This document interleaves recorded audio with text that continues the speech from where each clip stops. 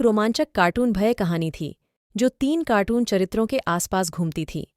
पहला कार्टून एक डरपोक बिल्ली थी जो रात को अपने घर के बाहर हमेशा डर के साथ चलती थी।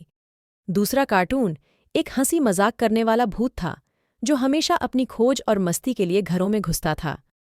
तीसरा कार्टून एक गर्दन काटने वाला चींटी था जो अपनी चालाकी से किसी के नाक के नीचे घुस जाता था। एक रात जब सभी तीनों कार्टून चरित्र अलग अलग घरों में सो रहे थे, अचानक एक अजीब सी आवाज सुनाई दी। बिल्ली को आवाज सुनकर धड़कने लगी और वह डर के साथ अपने घर के अंदर छुप गई।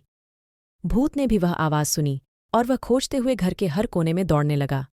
और चींटी ने भी अपनी गर्दन के नुकसान से ज्यादा डर की आवाज सुनी और वह तेजी से अपने छिपे हुए स्थान से बाहर निकल आया।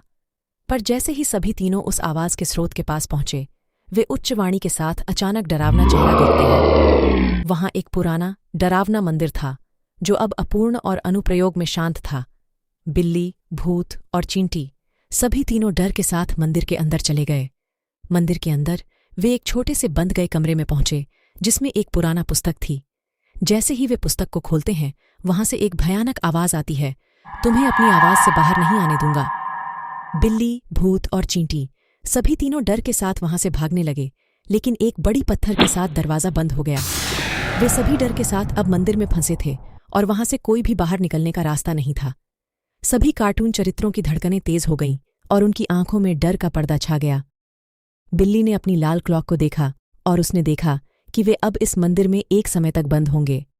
उनके भयानक संघर्ष के बाद उन्होंने एक साथ काम करने का निर्णय किया और एक योजना बनाई।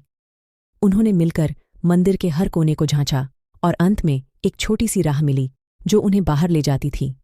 सभी तीनों कार्टून चरित्र मिलकर मंदिर से बाहर निकल गए और उनके लिए यह अनुभव एक साथ काम करने और डर को पार करने का एक मौका था।